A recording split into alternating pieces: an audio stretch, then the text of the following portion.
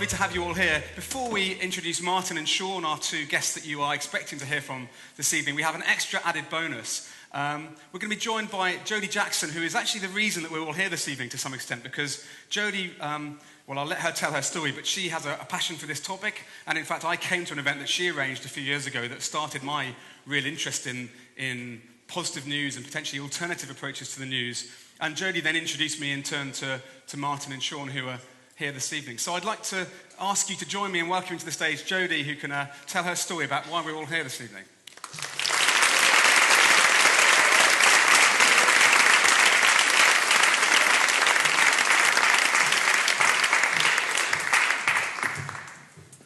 So it is really great to see that so many people have actually joined in asking the question, can we change the news for good? Personally, I first asked this question about 4 years ago, when I noticed that the news seemed to be predominantly reporting negative news stories, and the relentless focus on problems and the continuous depiction of humanity at its worst began to get to me.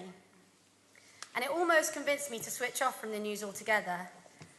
And as Mark alluded to earlier, it was actually a question by an audience member at a previous Action for Happiness event that prompted tonight, because she asked the question, if I want to be happier, should I stop watching the news? And it was this question and questions like this that prompted my interest in the psychological impact of the news. And just to note, when talking about positive news in this introduction, I'm referring to the category rather than the company that we are fortunate enough to have with us here today. So why is it important to have more exposure to positive news stories? Well, one answer I can offer is because the media provide a powerful stream of information that we inescapably consume. And the media connect us to world events that we're unable to experience firsthand. And this contributes to our understanding of the world and helps shape our opinions and beliefs. And these stories that we tell ourselves about society and its participants ultimately will play a part in our individual well-being. I do find it amazing that we are so aware of how to take care of our physical health. We know we should eat 5 fruit and veg a day, should not smoke, should drink, well, not drink too much, and we should exercise at least 3 times a week. Even at Sainsbury's, you've got the colour-coded wheel at the front of your meal that informs you of the benefit or the harm a food will do. Well, information is our fuel. It's the food that we feed our mind. And as a nation, we are much less aware of the mental diet we should be consuming to contribute towards a healthy mind. So in short, we should have a reasonably balanced information diet. And this is what's prompted the development of positive news. There's been an extensive amount of research to suggest that the media is predominantly negative, and that this one-sided account of reality can lead people to feel depressed, isolated, paranoid, and unable to appropriately assess risk. But what's so great about speaking to this audience in particular is you already have a proactive approach to your own well-being. So one of the best ways that I can offer you this balance is actually to create it for yourself. Become more conscious as a consumer. Read the news as you currently do, but then perhaps look beyond those headlines and search to inform yourself of more positive news stories available. I'm currently doing a master's in positive psychology to explore this in greater depth, but what I have found really interesting is that positive psychology and positive news share a very similar narrative. It was born from a deficiency in the current field of psychology, as there was huge understanding and scope for human problems. We knew about anxiety, depression, schizophrenia, just to name a few, but there was little exploration on human flourishing and optimal functioning. And positive psychology, as it's termed, looks at this side of human life, the side that perhaps makes it worth living. And although this appears to be a separate branch of psychology, its advocates would like it to be embraced by the field so that the classifications are dropped and what is now currently positive psychology and clinical psychology just becomes psychology, the study of the human mind for better or for worse. And this is mirrored almost identically to positive news, born from a deficiency in the current media that places its focus on the darker side of human nature and world's problems, positive news explores a different but equally valid account of human potential and world achievements. It is important to note that I absolutely recognise the importance of the current media, and by promoting positive news, we don't want to undermine, compete with, or replace negative news, but we're here to look at positive news in its own right, to acknowledge its necessity within the media. So hopefully the news industry will embrace positive news, making it a classic component in news reporting rather than a niche part of journalism. So what seems today as two categories, positive and negative news, will too drop their classification and just become news. So a common criticism that we face when talking about positive news is that it's considered irrelevant, inconsequential, or perhaps even inappropriate to talk about what's working when there is so much going wrong in the world. Well, firstly, positive news stories that we're talking about are not cats being saved from trees, as seems to be the go-to headline when this discussion's raised. But we're talking instead about powerful, informative, relevant, solutions-focused stories that have as wide-reaching implications as their negative counterparts. And finally, positive news stories aren't secondary concerns, only to be recognised in the absence of problems. We need to notice the world's achievements alongside its failings in order to report on and understand the world more accurately. And on this basis, the media institution and its journalist should report on strength as it does weakness, success as it does failure, human excellence as it does human corruption and scandal, solutions as it does problems, and progress as it does recession. I am so pleased that we have with us here today two speakers who are both playing an important role in bringing this vision into reality. Thank you for your time.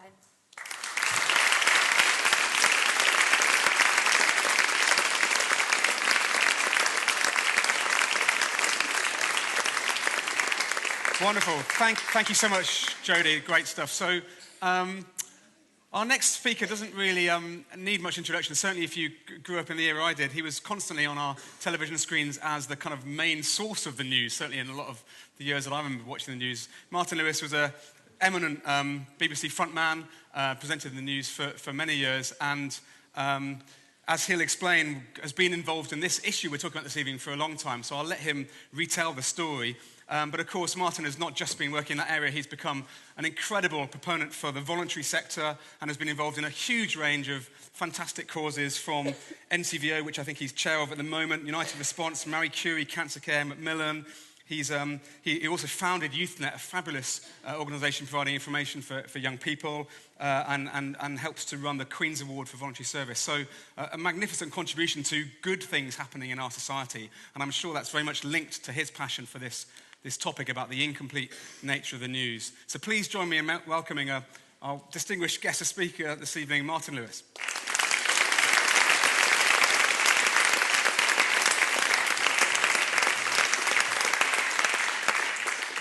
Mark, thanks very much indeed, and I really appreciate what Action for Happiness are doing in calling this gathering together, and it's a really impressive turnout. It's a measure of the extent to which a lot of you, I hope, support the whole concept of trying to get a better balance between negative and positive news.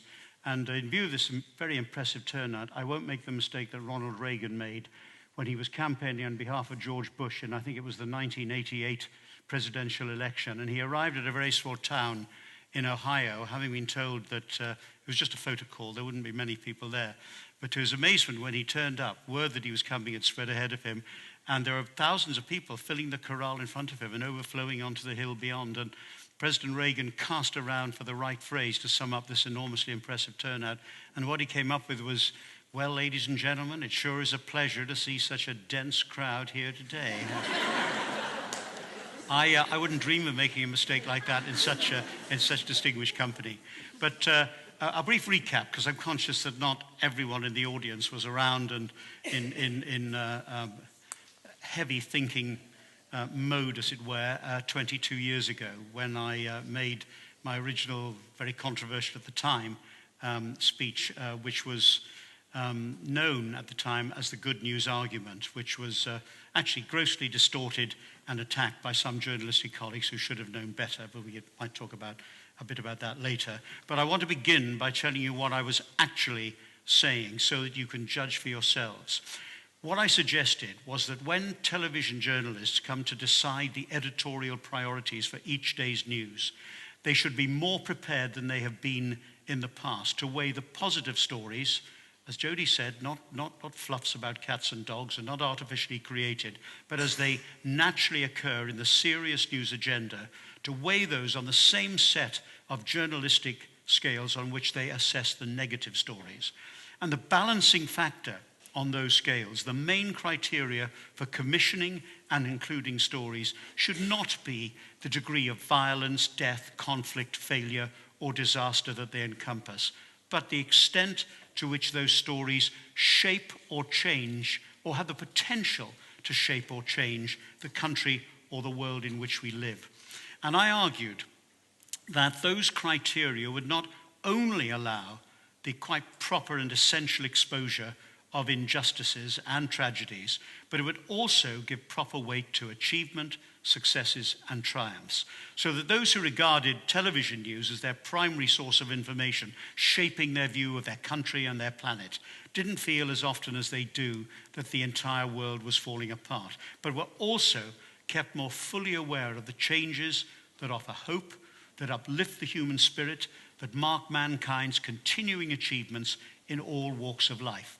I was simply asking news editors everywhere to start resisting the pressure to reduce or abandon the serious positive stories, which in my experience over 3 decades in television journalism were usually the first to be demoted or dropped when the pressures began to mount.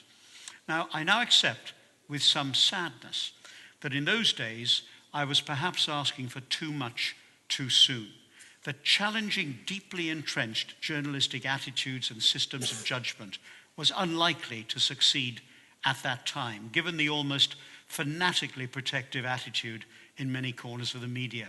I've always thought it very strange that a profession that demands the right to analyze and criticize every other sector of society should become so hypocritically defensive when someone dares to suggest that they should turn that same probing spotlight on themselves. But over the years, I think that has slowly started to change.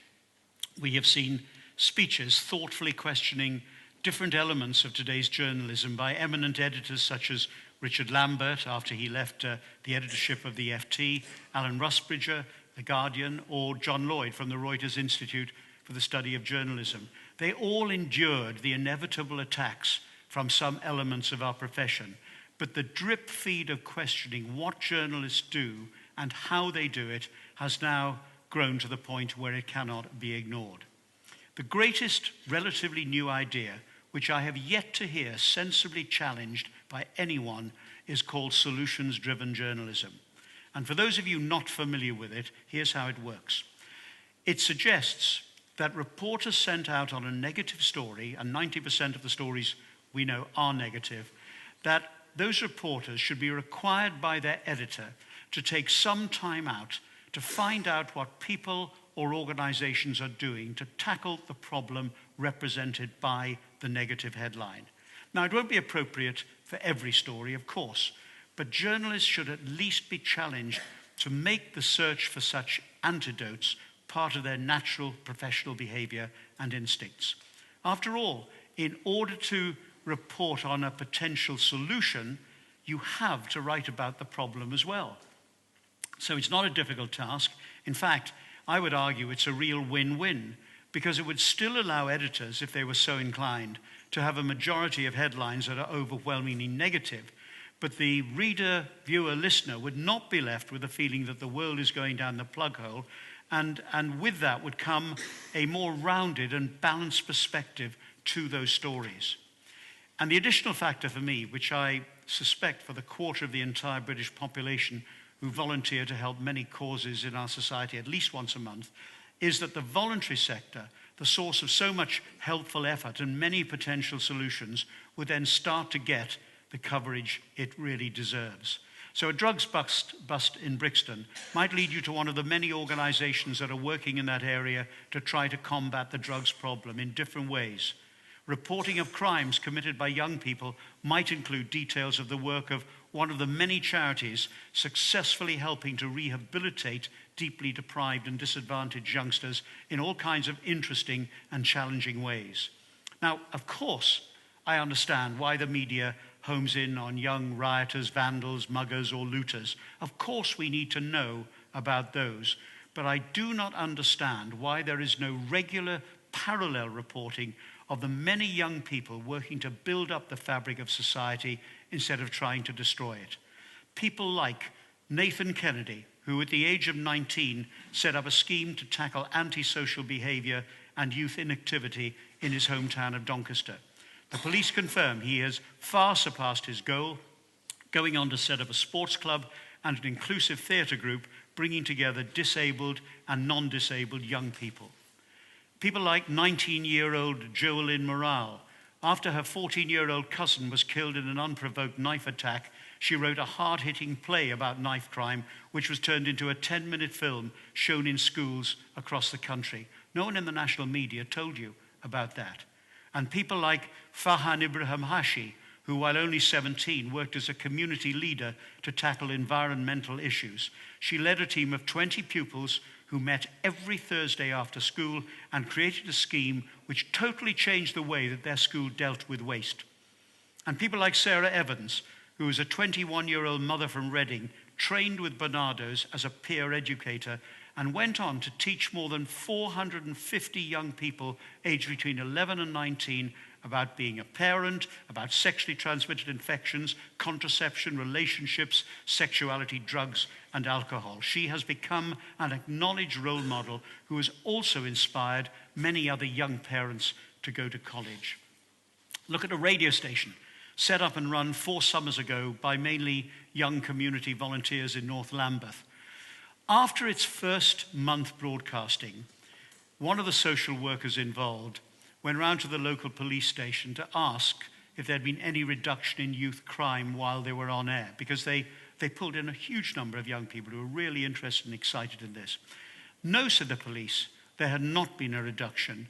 Youth crime had stopped completely, and not a single national media journalist thought that worth reporting. Now, the effect of this deeply unbalanced diet that we are served is insidious, and not just in Britain.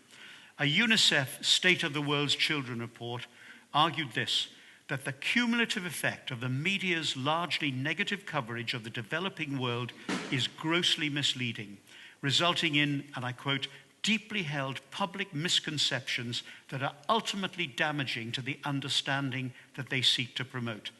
Its regular surveys show that most people believed that between 50 and 75% of the world's children are starving. The actual figure is between 1 and 2%. People also believe that only 20% of all 6 to 12-year-olds in the developing world start school. The real figure is almost 90%.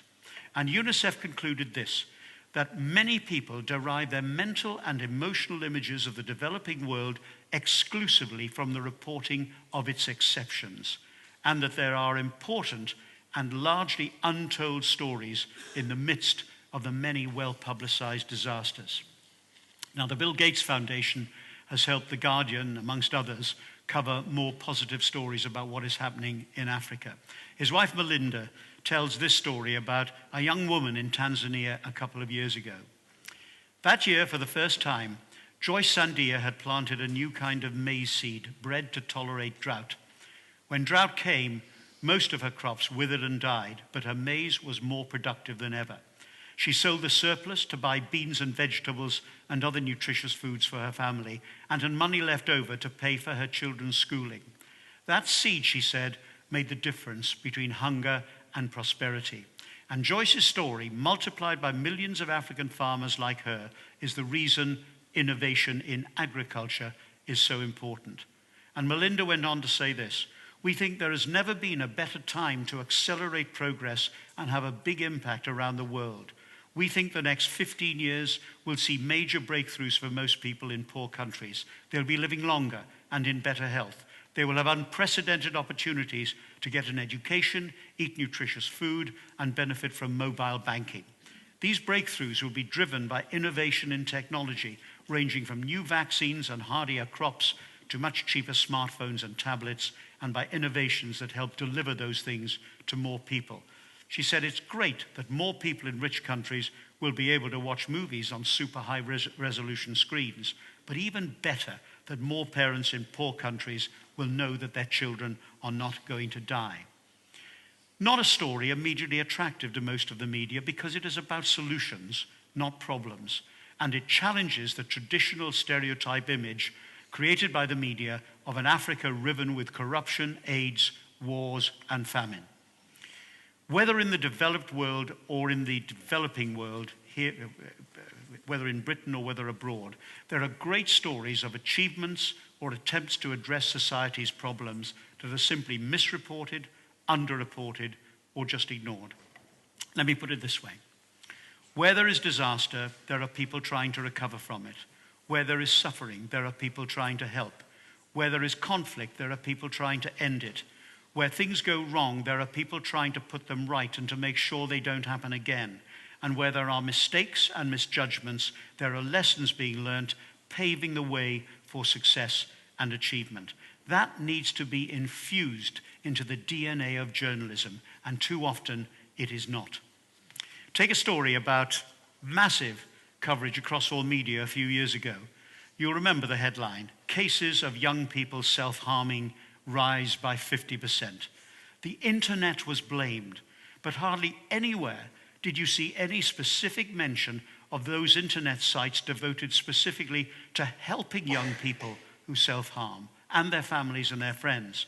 Not hard for any journalist to find on Google, yet bypassed by almost all media outlets in their quest for graphic, gory images plucked off YouTube of young people with cuts and scars that had been self-inflicted. How many parents worried about their children's self-harming would have been hugely grateful to have been also told where they might turn to for solutions to the problem?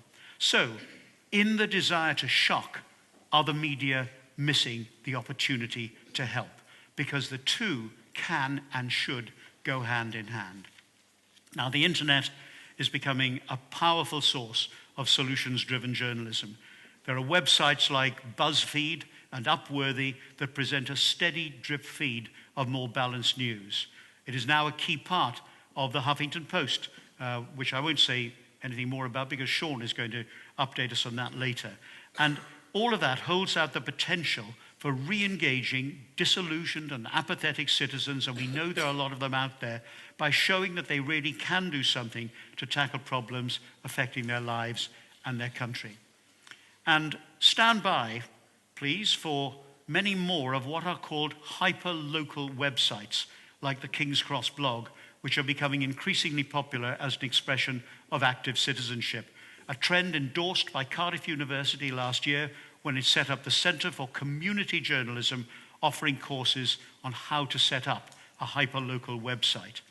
In the United States, following the success of his regular column called Fixes in the New York Times, I do wish we had columns like that in our newspapers, David Bornstein has launched the Solutions Journalism Network.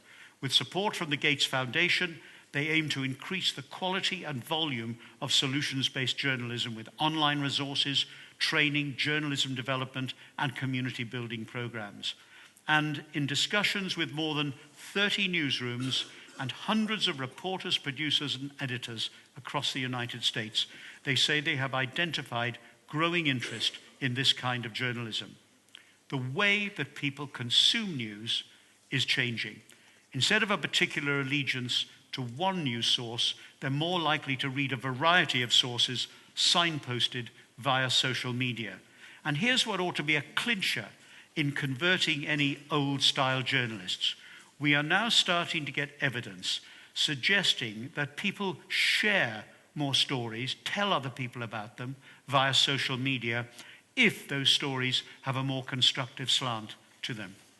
Some really interesting, pioneering research on this has come from an aptly named project called Engaging News. at the University of Texas, carried out in partnership with the Solutions Driven Network. Here's what they reported.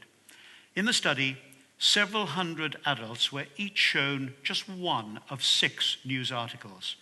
The articles reported on 3 different issues: the effects of traumatic experiences on children in American schools, homelessness in urban America, and a lack of clothing among poor people in India. For each issue, there were 2 articles, one that focused exclusively on the problem, and one that included identical reporting on the problem, but added reporting about a potential response to mitigate that problem. The addition of solutions content was the only difference between the 2 articles on each of those subjects. And the study results showed that readers of solutions-driven journalism finished their article feeling more informed and interested than non-solutions readers. Solutions readers had an increased desire to share what they read, to read more about the issue, and to seek out more articles by news organizations covering stories in a solutions-focused manner. They also, by the way, felt more optimistic about life in general, which shows you what that can do for the psyche of people and for the psyche of a nation. And here in the UK, of course, we have the recently launched Constructive Journalism Project, which Sean is going to be talking about later. Now, it is entirely possible, given the changing moods of readers and audiences, that this solutions-driven journalism could become a money spinner, challenging the conventional commercial view that it is negative headlines and stories that maximize the number of readers and viewers. This appeal to both principle and pocket could be a winning combination for news organizations seeking new ways of funding their journalism in the age of the internet. Faced with largely declining audiences and sales, the conventional news outlets have nothing to lose and potentially a great deal to gain. And we can go even further.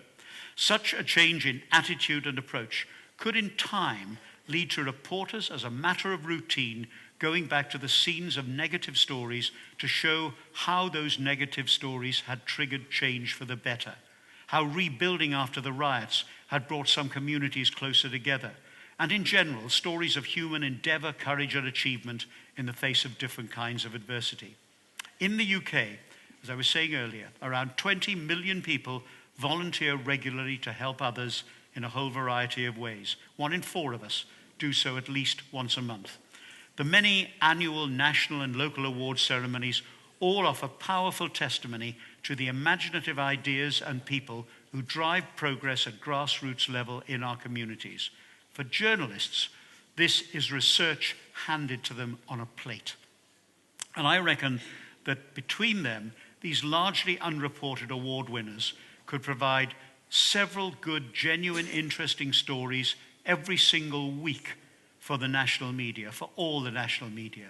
Instead, they are largely underreported or more usually completely ignored. Well, why? It's not as though they aren't interesting. Most of them have a real wow factor, like the team of volunteers who won an award for working round the clock, 24/7, to stop people committing suicide at Beachy Head. What a great story. It has never seen the light of day in any national newspaper. It did win an award last year, Queen's Award for Voluntary Service last year.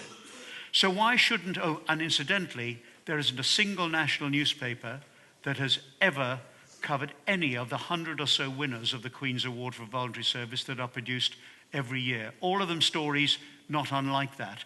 And there have been almost 2,000 since the year 2002 when the award was set up.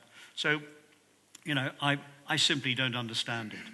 And I ask, why shouldn't journalism be used to help people to solve problems in their communities by telling others about it and encouraging others to get involved?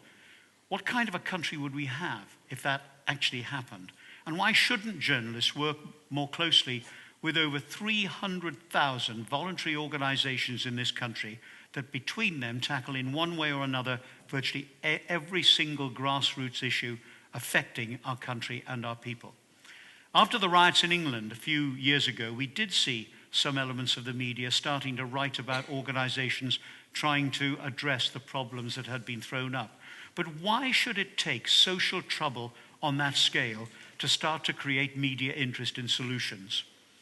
Why shouldn't solutions be embedded in the regular diet of daily news coverage, riding shotgun to the negative headlines and ensuring that the media hold up a much fairer mirror image of society as a whole?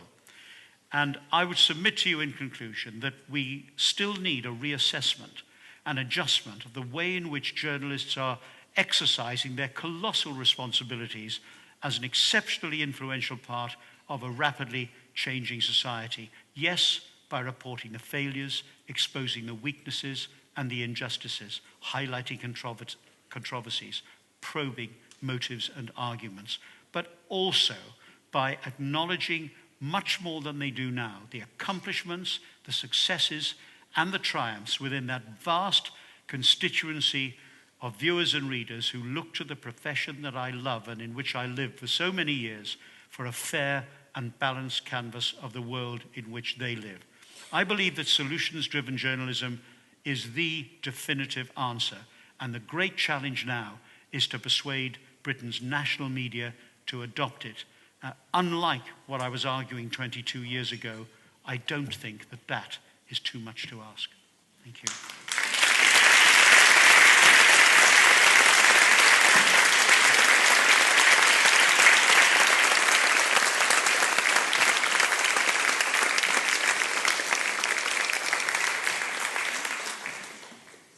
Martin, thank you so much. It's such a lot of food for thought, inspiring, and I'm sure many of you in the room will have had reactions to that, and many of you, I'm sure, will have found yourselves, like me, agreeing with a huge amount of what we heard there. So if anyone's been to one of these events before, you know that we're not here just to listen to other people's perspectives. Action for Happiness is about kind of listening to everyone and about actually specifically thinking about actions that we might take. So I'd like to take a little pause here before we move on to talk a bit more about some of the reactions to what we can do about this, and actually ask each of you to think for a moment about what are you feeling about the media? How does it affect your life? Do you kind of resonate with what you've heard this evening? Do you find yourself frustrated and perhaps even ignoring the news and ignoring what's going on in the world because of this focus on the negative? So to hold that thought and then think, again, you've been inspired by Martin, you've heard from Jodie already. What are some of the things you think we could collectively be doing about this?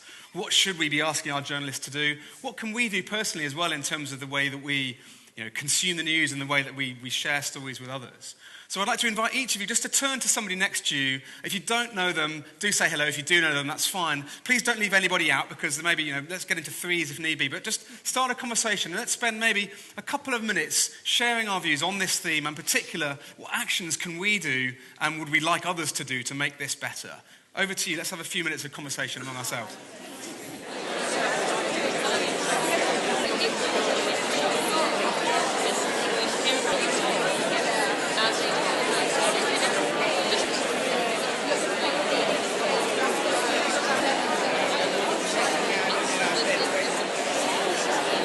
Thank you very much, everyone.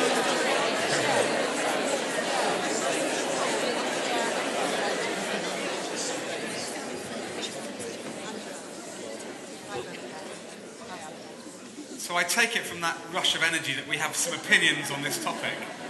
That's wonderful. I'd love to, before we move on to Sean, and also we're going to have time for a questions and answer session later on to sort of discuss this in more detail. But I'd love to hear just a few reactions to what you find yourself saying in that conversation, either really strong prompts that came out for you, or maybe action ideas or reactions that you've had. So who'd like to just share something they found themselves saying? Please, gentlemen here. There's a microphone coming to you. Thanks. So I'll firstly confess I work as a journalist, so try and keep low profile. But I was explaining to my two friends here, I primarily work for trade magazines, so the reporting I'm doing is about, for example, the car manufacturing sector. So looking at solutions, but also, problems, but also solutions all the time, because people in the particular sectors need to know how to run a business. Because you were asking about thoughts about how to solve the problems of the constant negativity in the mainstream news, it strikes me that one of the key problems is that the mainstream media gets stuck into a narrative, and actually that narrative can just as easily be overly negative as actually overly positive. Two examples, European Union, it seems that everything about European Union is bad if you read the mainstream media, but actually what I've found through the reporting I've done is, for example, I went to Croatia 2 years ago when they joined the European Union, and there's just so many benefits to being a part of it. Conversely, if you actually look at climate change, where 95% of scientists or whatever say that climate change is a real problem, certain newspapers actually stick to a narrative of that's actually not such a big problem. So I think there's a point here that we get stuck in a narrative and we find hard to let go of that narrative. Yeah. Exactly, yeah, and I think that's if we're going to break this problem of being too negative emphasis in news, I think we have to first of all break this habit which journalists have got into of just sticking to the same narrative. Thank you very much for that point, that's great. Let's just take a couple of other, just really brief reflections. Gentlemen, a bit further back here, and then we'll move on to Sean's talk. Hi, I think a lot of solutions begin with education. Okay. And if you're just born into a world where the news is there, and you're not really taught what it's for, what its purpose in society is for, and how you ought to consume it, then you're less likely to be able to consume it in a way that's good for you long term. And you're talking education about the consumer of the news. Yeah. So yes. when we're young, how do we learn what the news is meant to be for and what we should be consuming with it? Yeah, very good. Thank you. And we're also going to come on to the question of how do we educate potentially journalists and help them learn a broader set of skills as well in a moment. Let's just take one more perspective down here, then we'll move on to the next section. So I was wondering what it's like being a journalist reporting this stuff, what the experience for them is of day by day having to focus on the negative. I wonder if there are people who would like to be focusing on the positive but aren't allowed to by their editors. And the other question, the other side of that is, what is it about the consumer that we're so, I don't listen to the news, so fascinated, I can't bear it. I have 2 children, one does, one doesn't. What is it about the consumer that they are so fascinated by the gory sensationalist? Yeah, so what is that? So let's hold both those thoughts, and I think they'll both come up potentially in the next section, but also in questions. So, why are we driven to look for negative news, but also what is it like to be caught up in that, constantly focusing on the negative? We know in many areas that when you focus only on negative, it has a deeply dark impact on your own psychological well-being. So, thank you for those thoughts. We'll have plenty more chance to discuss and also ask questions later on. It now gives me great pleasure to invite to the stage Sean Dagenwood, who is the editor of Positive News, and it's a publication he'll tell us about, and we have I think we're very blessed to have free copies of it for everyone here this evening, so please do take those away and spread the word. But Sean isn't just producing one of the leading publications, perhaps very unique in its content and its really serious coverage of constructive stories, but he's also helping to change this whole area by encouraging journalists from across the profession to learn skills in more constructive approaches. So I'll let him explain more about that, but please do join me in welcoming to the stage Sean Dagenwood.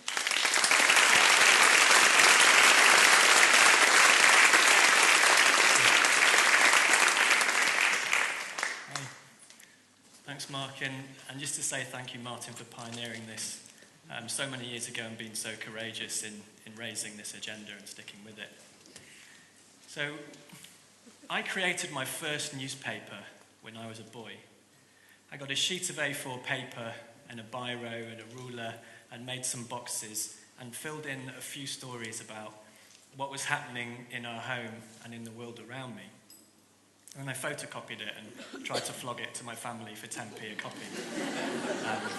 Not realising, of course, that they were paying all the production costs. But I've always been fascinated by the power of words and how we can use them to uncover what's going on in the world, to explore it, present it, share it, and in particular, to unearth the human potential. So journalism is focused on facts, but in selecting and framing information, it creates stories. And cognitive science tells us that it's through narratives that we create a sense of meaning from the world. And we know that the story that the media largely creates is one of doom and gloom. And as Martin has already indicated, of course that's not the full picture. It's a tiny fragment that's magnified. But this has massive implications. And it's easy to forget that the wider reality is, according to the Harvard professor Steven Pinker, for example, that the world is actually more peaceful than it's ever been. We're not seeing the scale of wars and number of deaths that we're used to. And although there's been a recent spike, the number of wars and conflicts taking place worldwide is falling. Homicides are falling around the world. On the whole, we're healthier than we've ever been. There's more democracies in the world now. We're making progress on various other social issues, even though there may be a long way to go with things like violence against women and violence against children. So as Jodie mentioned, the effect of the news on us is significant, and there's an emerging body of research which is identifying this. It's showing that negative news can lead to mental health issues, anxiety and depression, reduction of trust. It can lead to a heightened sense of threat in our environment. It can lead to helplessness and passivity. It can disengage us from society. But there's an emerging body of research which is showing that, on the other hand, a positive approach does the opposite. So positive news stories benefit our well-being, but also they can engage us more in society. Most recently, new research from the University of Southampton has shown that when we take a more positive or constructive approach in stories, that people feel more likely, more compelled to take pro-social actions, such as donating to charity or taking action to protect the environment, or to voice their opinions. And there's some really interesting science that relates to this. So the positive emotion specialist, Barbara Fredrickson, has found that when we experience positive emotions, our bodies release the chemical oxytocin. And this is sometimes known as the cuddle drug because it's released when we hug. You've had a good hug, haven't you, recently? And there's probably plenty of good oxytocin in this room when you were chatting. Because the neuroscientist Paul Zak has found that oxytocin correlates with increased levels of trust and with empathy and with generosity. We release oxytocin when we connect. So what really excites me about this knowledge is what it makes me think is possible for us individually and collectively when we think about the emotional impact of news. So if we become more aware of the emotional impact of news and take this into consideration how we report, if we were to bring the skills and experience and the resources of our media to creating a more positive story, then what would this do for social cohesion? Journalism has done an exceptional job and continues to do so in creating freedom, pushing for justice, and promoting development. And investigative journalism in particular plays such a valuable role in revealing the truth, uncovering wrongdoing, and holding power to account. And these things are very valuable and must continue. But we can create a fuller picture that I think will allow us to create a more flourishing world. Because at the moment, with this research in mind, the way we're reporting is limiting the social benefit of our news. But as Martin's already indicated, we're now seeing this change begin to happen. There's an emerging field of constructive journalism and solutions journalism, which is about bringing more positive elements into traditional reporting. So I think we still need to shed more light on positive stories. And this is happening too.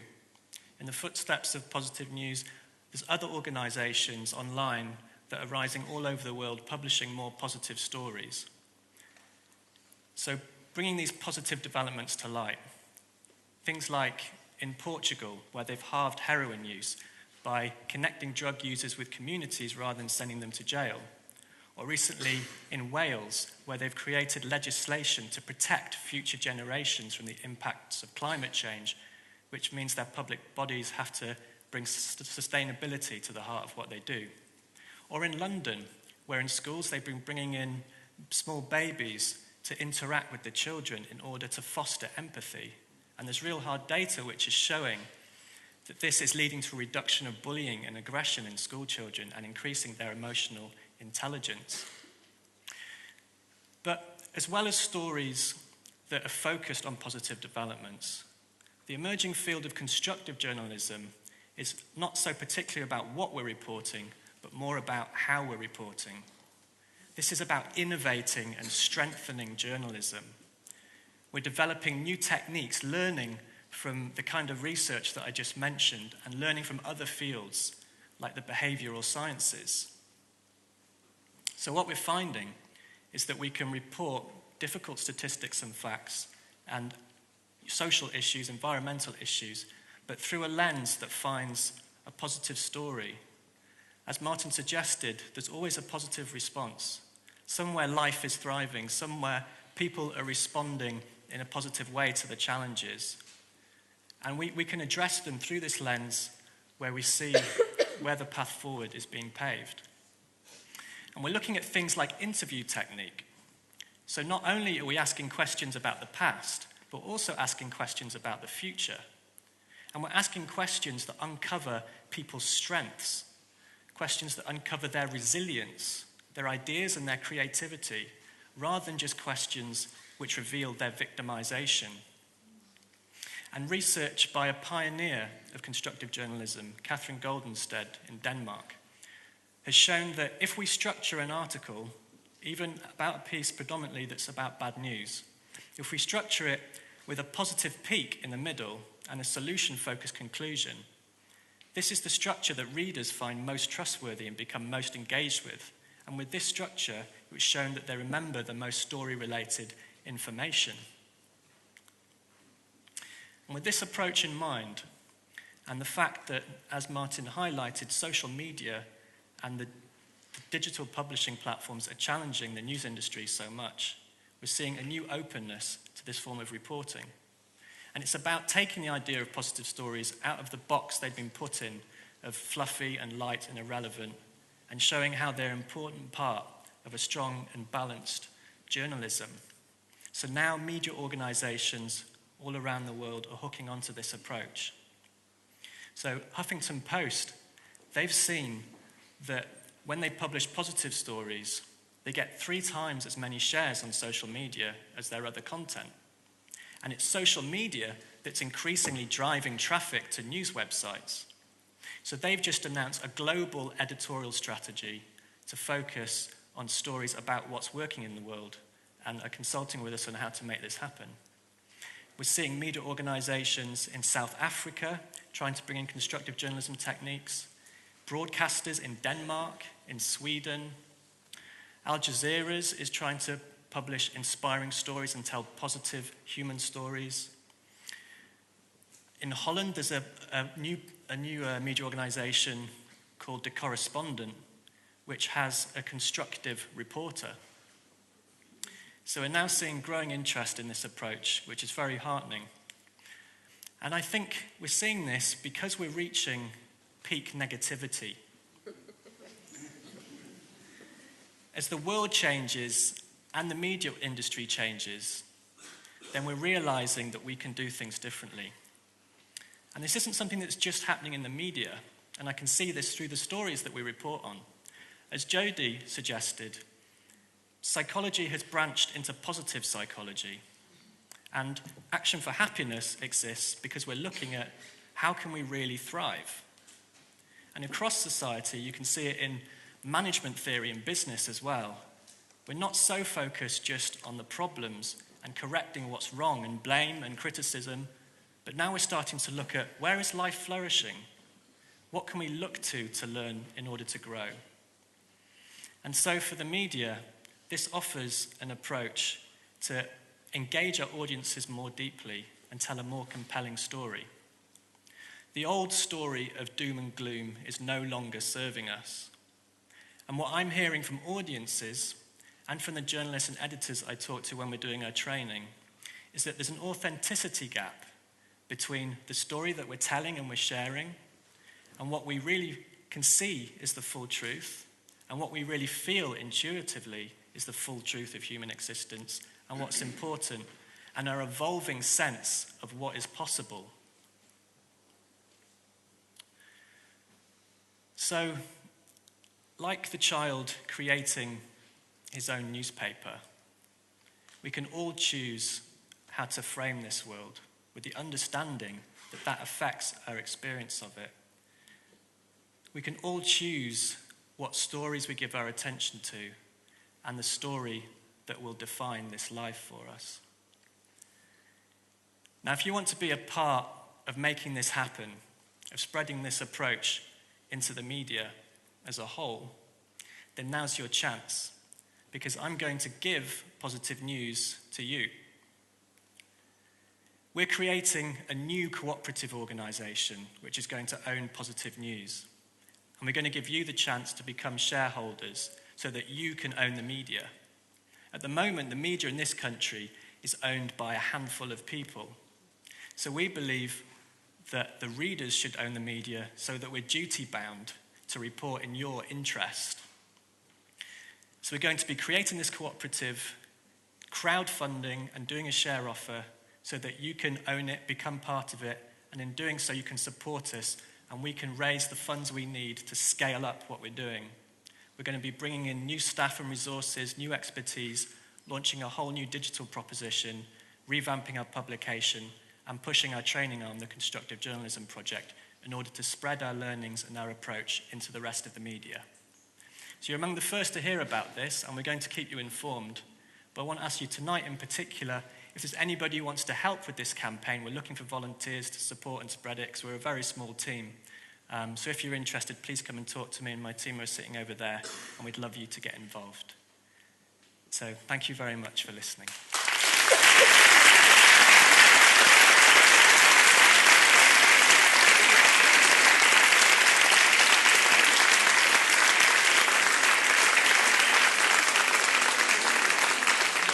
Thank you.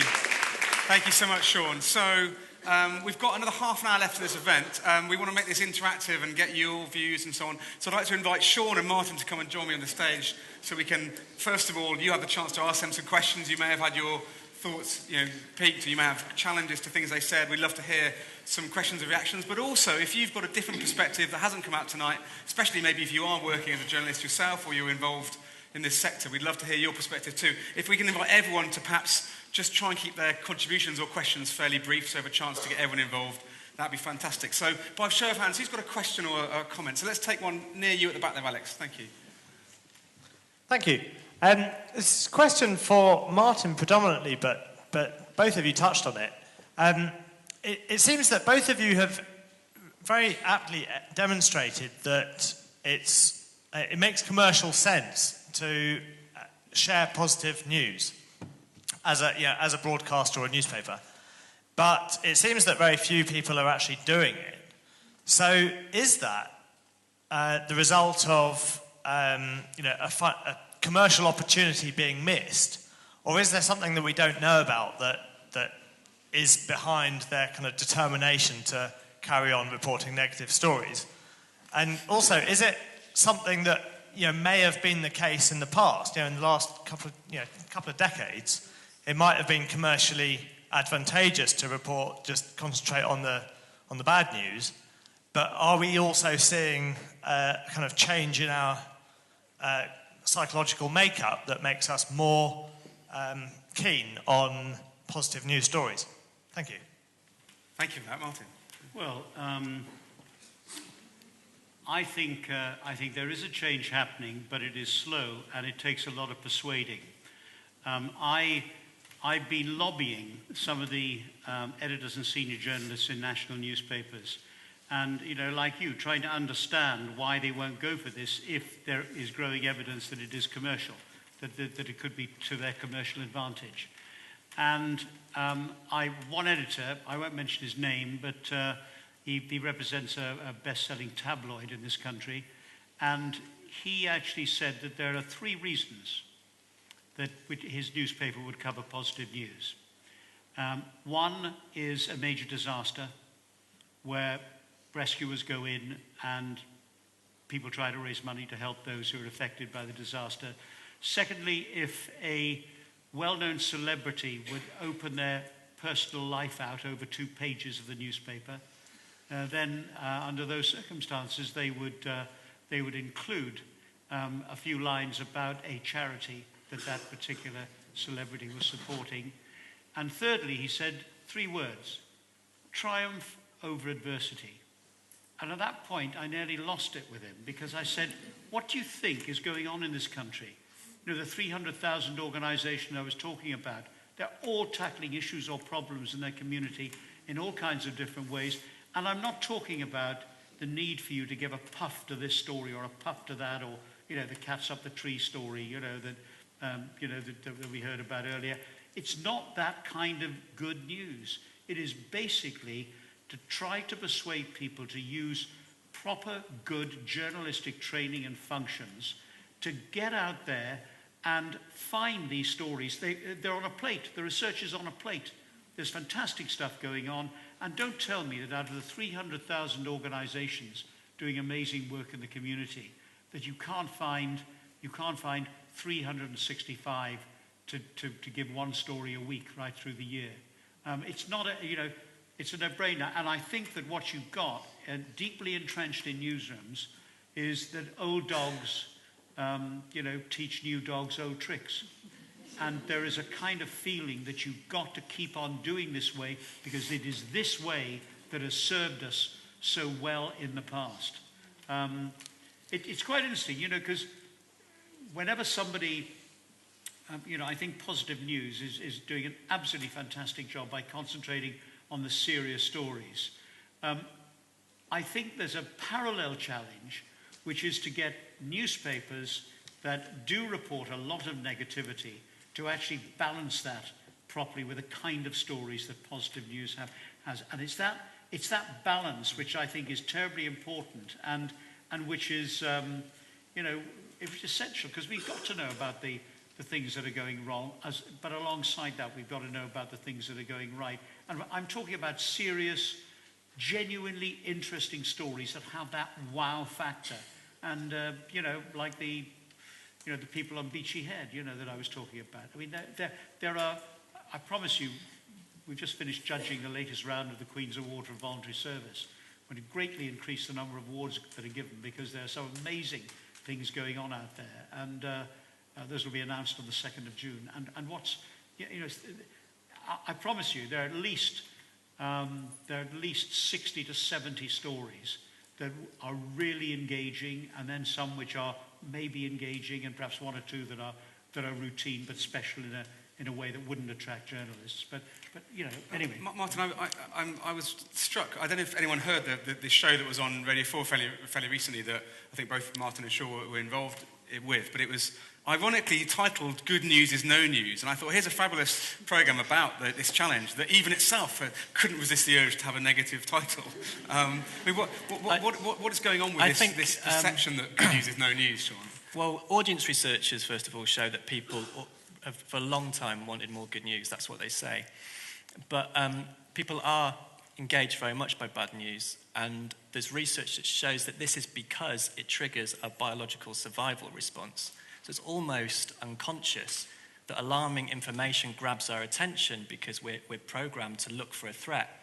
But unfortunately, what this does is it narrows our perspective, whereas I mentioned the positive emotions researcher before. She's found that when we experience positive emotions, it broadens our perspectives. It literally widens our field of vision, but helps us connect to others. So I think bad news does sell, and that's why. And papers have built business models on that. And they haven't known how to tell good stories that are quality and compelling. And this is now what's starting to change. But what's really interesting, just to quote another bit of research, is that the business school at the University of Pennsylvania has found that the kind of stories that are shared the most on social media are the ones that trigger awe and a sense of meaning. So I think maybe we might get to a point when media organisations start learning from this, that the old idea that if it bleeds, it leads, is replaced with the idea of if there's ore, they want more. So maybe you should start promoting that idea. But you know what ought to be driving the media organisations? It is a feeling that it is in their commercial interests to actually at least try solutions-driven journalism. I mean, if I tell you that when I was doing News at 10, the early 80s, before any of you were born, but you know, with Alistair Burnett and Sandy and so on, and News at 10 was pulling in 14 million viewers a night, and the 9 o'clock news before it was pulling in about 8-9 million. So you had 23 million viewers, which was then almost half the adult population, watching a properly constructed evening news program with stories that they knew people would be intrinsically interested in, but also stories that they ought to be interested in because they're important for the future of the country, the world in which we live. Now the average audience for the 6 o'clock on the BBC, 6:30 on ITV, and the 2 bulletins at 10 o'clock on ITV and BBC, the average audience per programme is 2.5 million. Now, if you then assume there are no news junkies, you know, locking themselves into every programme, that's 10 million viewers watching a properly constructed evening programme. Add on 500,000 for Newsnight, 500,000 for Channel 4 News, and that's probably being generous. But that's 11 million people. It means that there are 40 to 50 million people in this country who are not watching television news. Newspapers have got a parallel decline. Now, surely you would think that somebody would actually say, why don't we see if people are switching off news, not just because of the internet, you know, with everything we've been talking about with social media, but because there's a whole chunk of people, like the lady who we were hearing from earlier, you know, who said that she didn't watch the news. Can we test this out? So let's see if there is a commercial demand for this. So by show of hands, who here has found themselves recently watching the news, wanting to be informed and thinking, I don't want to watch this anymore for whatever reason. This is leaving me feeling, yeah, okay. So that's a pretty strong, okay, so we're a self-selected audience with interest in this topic, but I imagine that you find, if you ask people, that there's a very, very big proportion of people are opting out of watching news because of potentially peak negativity. I love that phrase, by the way. Mark, let me just tell you, one of the reasons I made my original speech 22 years ago was because I bumped into at reception Simon Jenkins, who was the reporter, who was then, or the features writer, who was then editing the Times. And I'd moved to the BBC and I was doing the 9 o'clock news. And he came up and he said, I switched your news off last night after the 4th story. And I said, why did you do that? He said the body count was too high. and then I was called by a BBC radio journalist a few weeks ago, you know, nothing has changed. And she said, did you hear this radio bulletin that they put out, I think it was at the weekend. But here were the first 4 stories. Jordan hanging terrorist prisoners in response to ISIS burning to death of one of their soldiers. A rise in cold weather death rates across the UK. A prediction that half of all people will get cancer at some point in their lives. And 7 people killed in New York when a train hit a car at a crossing. I mean, come on, those were the first 4 stories on a BBC radio bulletin. Was there really nothing else going on of interest to people in the world apart from those 4 negative stories? Of course there was. Lazy bloody journalism just doesn't go out and get it. Okay, let's come back and take some more questions. I'm sure you're dying to get involved. So, let's take this lady just here in the middle. Is there a microphone to come anywhere? Thanks, Mark. Hi, I'd like to offer a suggestion. I don't know how many of you know of the Change.org website. I find it really amazing because it's really a way... Change.org, is that? Yes, yeah, it's a way where people can just make their voice heard, and they have amazing results like death sentences overthrown in emerging countries, or housing estates fighting against exploitation by developers. And I think that if you started a petition on Change.org for more constructive journalism and you got 50,000 people signing your petition and then you took it to the tabloids, they could no longer ignore that, and it would be very powerful, I think. Thank you. Okay, so who here would sign a petition for a change in journalistic priorities? Okay, well, that's a couple of hundred to start with. Thank you, that's great. Would anyone not? Would anyone not sign that? Would anyone find themselves deeply disagreeing with this whole narrative? They may have left already. Okay, let's hear a perspective, Bernadette. I don't disagree with that. I don't disagree with that. But You just wanted to speak, Bernadette, didn't you? Yeah. I do walk on the sunny side of the street, just to say I'm not negative, but I just have some experience of working for tabloid newspapers.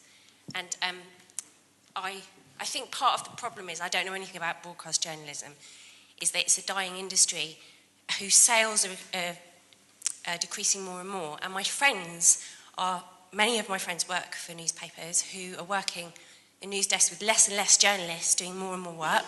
And they're incredibly depressed and they're really stressed. And they're no longer doing investigative journalism. They're cut and pasting from PA and Reuters, the same news sources, or seeing what did well on the Daily Mail the day before and regurgitating that story. And I don't think, with my knowledge of the editors I know, that they would respond, to a change.org petition, and I don't think they'll respond to this, and I wonder whether that's the wrong fight. And actually what you two are doing, which is starting something else, is better. Because, sorry if that sounds a little bit negative, but I can't see that changing. I think they're desperate. They look for the splash and the boobs and the beheadings and those big sort of red, and that's not just tabloids, I think it's across the board. And they're out of desperation and flailing around for figures and audiences. I don't think they're going to respond. And I think the best way is to reinvent, which is what you're doing, and I will help you. I'd love to. I just wondered if you think that's right, and particularly you, and whether it's or whether you both of you think that's right, and it's better to reinvent, if you know what I mean, and just forget them. Say, okay, if you're not listening, let's just ignore you and do our thing. Yeah, I think firstly, I think you're raising a really important point that we can't look at this issue in isolation with other issues in the media, and there are huge issues about resources for good journalism, and you're totally right.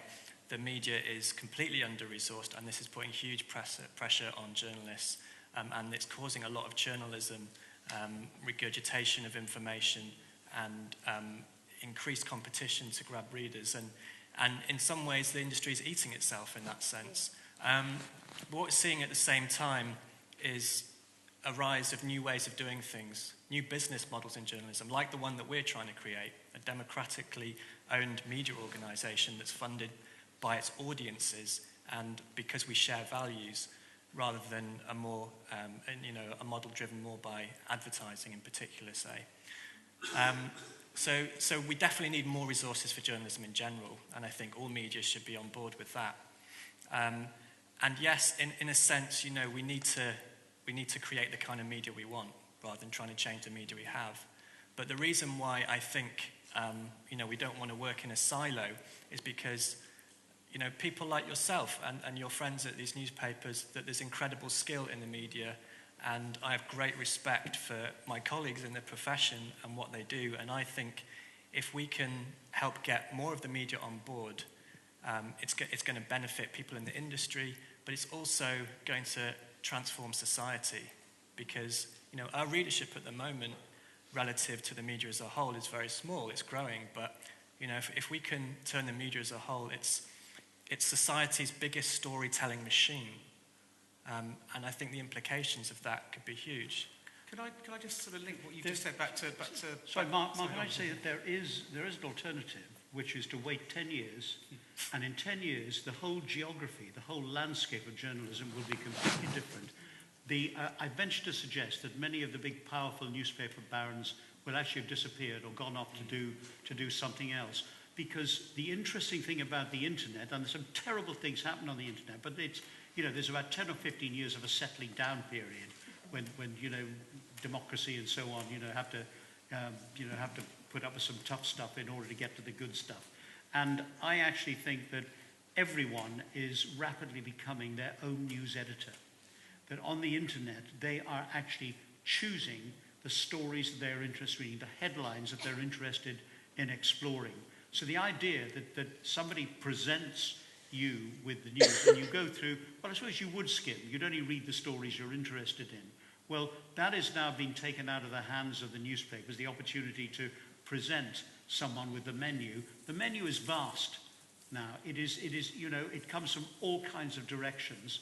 And solutions-driven journalism is up there competing as well with the websites that I talked about, with Positive News website, and if more and more people get to know about those websites and start using them and spread the word. I mean, this is something, all of us here in this room, everyone should actually say, I want to talk to one person and persuade them to get involved with Positive News at least once a week. Just one person a week. And then and ask them to do the same.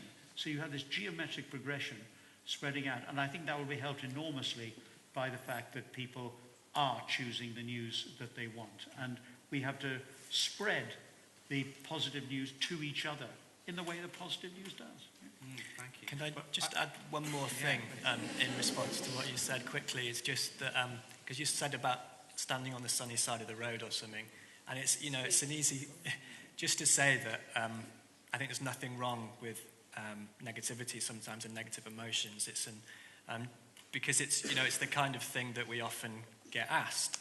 I personally believe in embracing those things and grieving when we have to grieve and facing full on the suffering of the world so that it can be healed. And I think the way the media is moving forward with a balanced, constructive approach that we're trying to advocate is in line with that. It's about a full human experience and a full picture of the world. Thank you for that. So I'll hold my point. Let's get some more questions from the floor. So, gentleman at the front here. Thanks, Alex. Hello.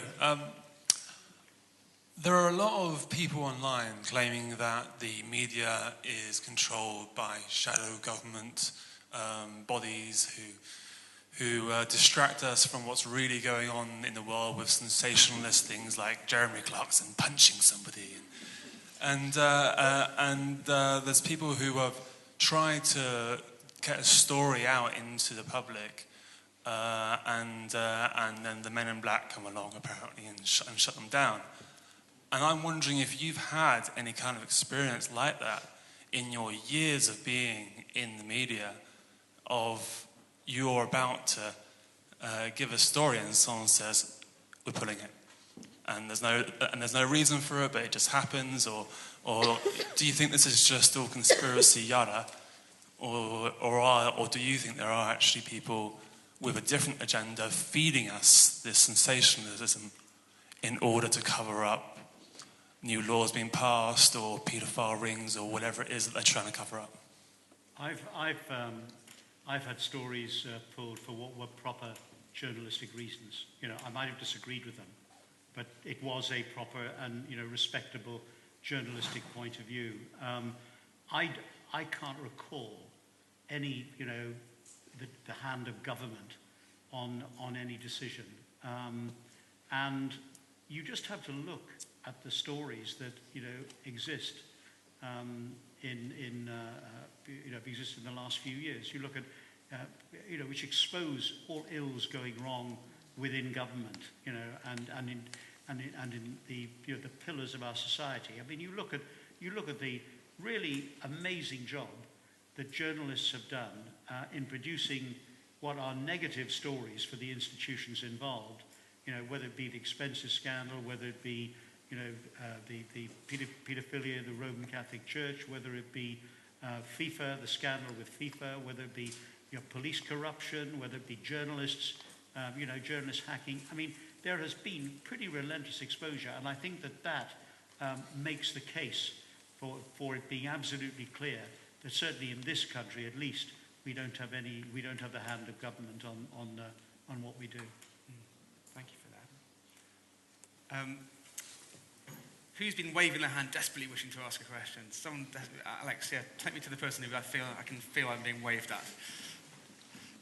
Hi, I'd just like to support the last question that was asked by the gentleman at the front, because the alternative. Can you speak up a tiny bit, please? Yeah, I'd just like to support the last question that was asked by the guy at the front.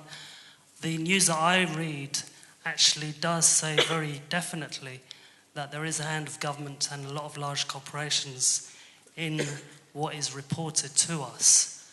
And the reason why a lot of the journalists are not maybe reporting the stuff is because they have been threatened and they've been pushed aside in some way. So that's something that's not reported on.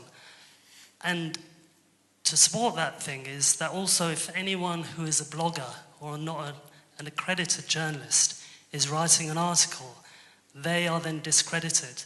So my question is with regards to non-accredited journalists or bloggers, when they are actually reporting on real stories, whether it's positive stories or actually talking about what's really happening, the truth, then is there going to be some focus on actually recognizing those people as opposed to the journalists who don't really have that much gumption to actually talk about what is really happening and they haven't got their hand sort of controlled by someone else? And with regards to the journalism side, just a side question, you were saying about training. Would training be available for non-accredited journalists or bloggers to actually be able to step up just like professional journalists as well? Okay, thank you. So a question about accredited versus non-accredited journalists and training. Sean? Yeah, training is available for non-accredited journalists. We also train people working in communications and other fields so that they can bring these learnings into how they communicate in their practice. So yeah, we've trained freelance journalists, newly qualified journalists, people who want to get into journalism, right up to editors-in-chiefs of broadcasting companies. And just on the point about the motivation and whether there's people trying to change the nature of what is covered in the news, I don't know if we can answer that question in this room particularly. But Martin, this is a slightly different angle, but you did want to tell me a story about a journalist you'd run into who'd been told to get a story and then when he came back with a sort of a positively framed version of that story, the editor told him that wasn't what he was after and so on. Do you want to? Yes, absolutely. When I made my so-called good news speech, someone from the Express came to interview me, and it was quite a tough interview. It was quite a hard interview. And afterwards, as he was going out the door, I said, "As a matter of interest, what do you think about it?" "Oh," he said, "I'm with you, 100%." And I said, "Why?" Because he said, "When I was a porter being trained in South Wales, and I got my first job in a newspaper newsroom, there was a flash on the wires about two neighbours in a very big punch-up in a street in Swansea. And the editor said, "Go out and get the story." So I went out, and when I got there, another neighbour had brokered peace between the three of them, and they were all sitting around in a pub having a pint together. So I did a story on the fact that, this neighbour, this good Samaritan, had gone in and settled a dispute. And he said, I was torn off a strip by the editor because he said, "That's not the story I sent you out on. Why didn't you give me the story that I wanted?" So what he wanted was the story just about the two of them having a go at each other without the way that the story developed in a positive way. I mean, was that the story that I told you, or was there another That one? is exactly the story. That's wonderful. Thank you. So we've got time for a couple more questions. And then we've got a rather different perspective of something we haven't really covered so far. Keep your hand up. So lady here, let's take that one. Thank you. Yes. Thank you. Hello. Yeah, it is a bit different. I guess for Sean, I was just thinking around the whole issue that you guys have been talking about, thinking how can you make the most wide-ranging impacts on humanity, kind of thing. And I was thinking about young people and just whether or not it's something that Positive News would practically think about adapting this kind of journalism for schools and for young people, because in the end, that what we talk about people being affected with well-being, it affects young people massively. They do, even though parents think they don't read the newspapers, they hear all the stories, and they take away some really negative things from it. And pre-teens and early teens, I think, are very open, they're very creative. And if they're taught, well, if they have access to these kind of news stories early, and they're also maybe also taught to think in that way, to think beyond the news, I think it'll have a fantastic impact. I just don't know if you've thought about that at all. Thank you. It's a lovely point. Sure. Yeah, I think it's a really, really good point. It is something we've thought about. Not so much yet on the kind of, I don't want to call them consumers, because kids, but on the consumer side. But we have a sister charity, Positive News Trust, which in particular is focused on training young people. We've run courses for young people to learn positive journalism. And I go into schools sometimes and talk to them about journalism and try and raise awareness. And we have really good response. We also have teachers who order copies of the paper and give them out to their children. But I agree. I think the way young people are consuming information and the availability of it online, that we need to kind of teach a mindfulness of how we consume media to children, so that they can become more aware of the impact on them and how that impacts how they relate to other people. So there's a lot of work to be done there. I think it's something we should look at, and I'll look into that. Thank you.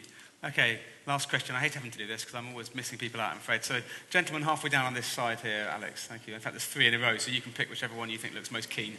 There we go. Balloon debate. I'd like to finish on a sort of a personal thing. So I'm sitting here as a photographer, and I'm listening to what you guys are talking about, and I'm trying to adapt it to what I do to see whether or not there's a personal way in which I can change the way in which I run my business, to pick up on the principles, especially Sean, and what you were saying about how society will feed off better, more awe-inspiring stories. So maybe there is a disconnect between the media and us as consumers, just as there has been with politicians and voters, that we are not being represented by the politicians in the way in which we would like to be. The same with the media. The news is not reporting what we'd like to see and read. So maybe we need to generate the stories ourselves, and we need to be the media.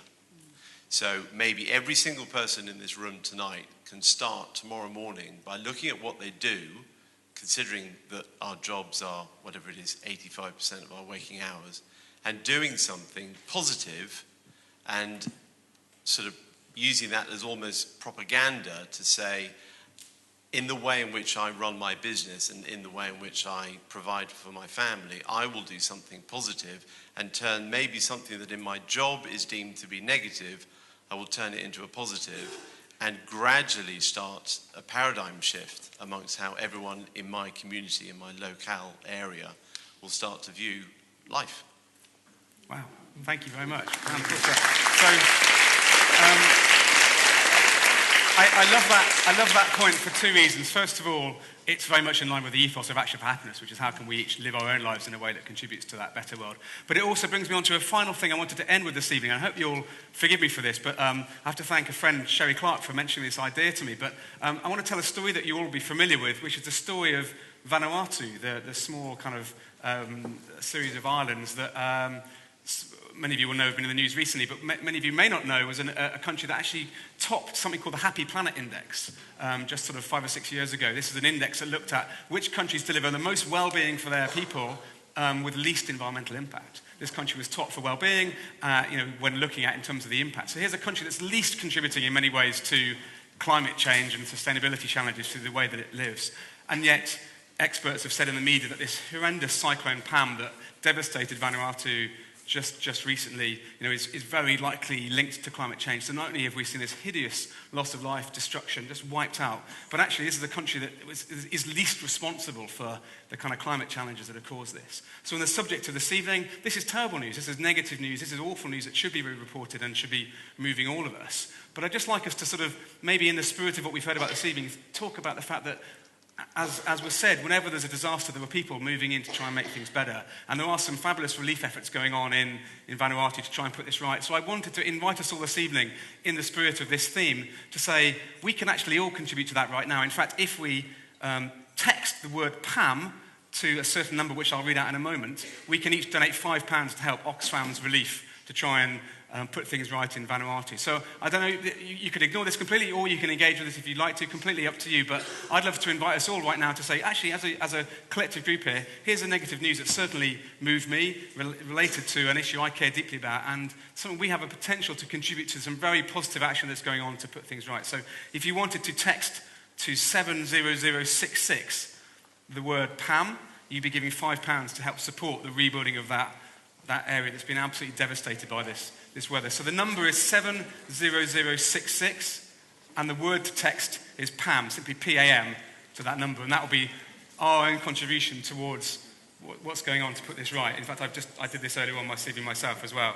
So I just like us to build on the gentleman's point, really, which is to say, whenever we see things going on in the world. We have an option to behave in a certain way in response. We have an option to consume media in a certain way in response. We have an option, as we've heard, to create and spread the good news stories as well as the bad news ones, and to share those solutions. Final thoughts, gentlemen. Just a thought that I've long thought that an ideal society would be one in which everyone wakes up on Sunday morning and says, what did I do in some way for the community last week, and what am I going to do next week? And alongside that, I would put a recent report of an investigation and inquiry into well-being in society, which was chaired by Lord O'Donnell, Gus O'Donnell, the former Cabinet Secretary.